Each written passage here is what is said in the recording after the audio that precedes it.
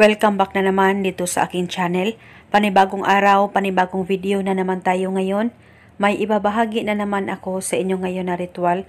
Ito'y simpleng gabay at simpleng pamamaraan at ito ay makakatulong sa inyo.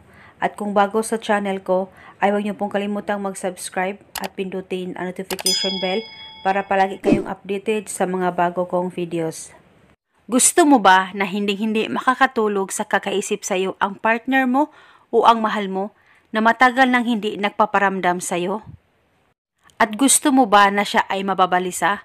Pwes, gawin mo lamang itong ritual na ituturo ko sa inyo ngayon.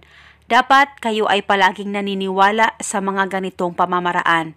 At ang ritual na ito ay pwede mo ito gawin sa kahit na anong araw o oras na gusto mo.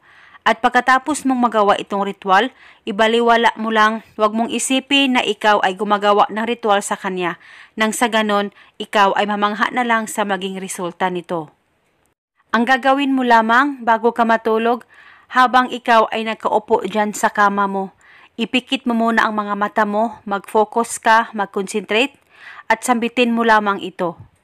Pangalan at apelido, ikaw ay mababalisa, at hindi makakatulog sa kakaisip sa akin buong magdamag, at ako lamang ang pakakaisipin mo sa lahat ng oras. Sambitin mo lamang ito ng 7 beses. At pagkatapos mong magawa itong ritual, ay paniguradong siya ay mababalisa at hindi makakatulog sa kakaisip sa iyo. At ang ritual na ito ay gawin ito gabi-gabi bago ka matulog sa kahit na anong oras. At gawin ito hanggang kailan mo gusto, nang sa ganon, ikaw lamang ang pagkakaisipin niya, malayo o malapit man kayo sa isa't isa. At eto muna sa ngayon, maraming salamat po sa panunood. May God bless.